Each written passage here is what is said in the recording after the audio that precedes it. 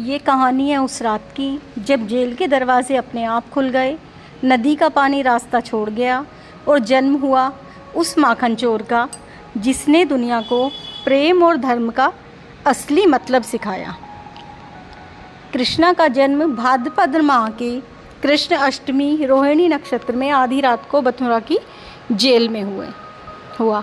कृष्णा ने माखन चोरी की सिर्फ मज़े के लिए नहीं बल्कि गांव के गरीब बच्चों को खिलाने के लिए।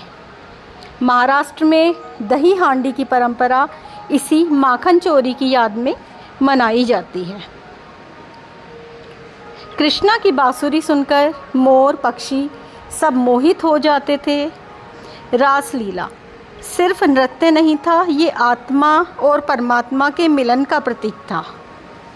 महाभारत में अर्जुन को दिया लाइफ का उपदेश, जो गीता के उपदेश के नाम से दुनिया में सभी को लाइफ का सबसे अच्छा गाइड है।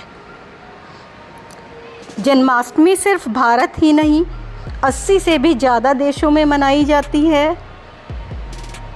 कृष्णा हमें सिखाते हैं मस्ती करो, प्रेम बांटो और धर्म के रास्ते पर डटे रहो, लेकिन अगर प्रेम से कोई मांगे सर्वस्व न्योछावर कर दो, लेकिन अगर कोई फोर्सफुली कोशिश करे तो उसके विरुद्ध कुरुक्षेत्र जैसा युद्ध छेड़ दो।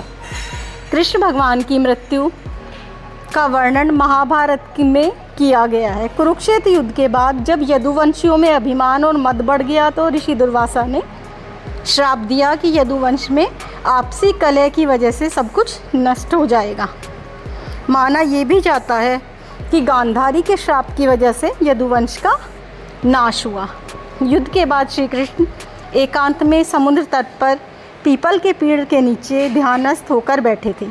तभी एक शिकारी उन्हें दूर से हिरण समझकर मारने के लिए आ गया और उसने तीर मारा। तीर उनके पैर के अंगूठे में लगा।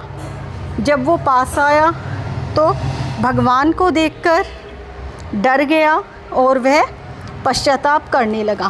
कृष्ण ने उन्हें सांत्वना दी, यह सब नियति है, इसमें तुम्हारा पाप नहीं है। तब भगवान कृष्ण ने धरती से प्रयाण लिया।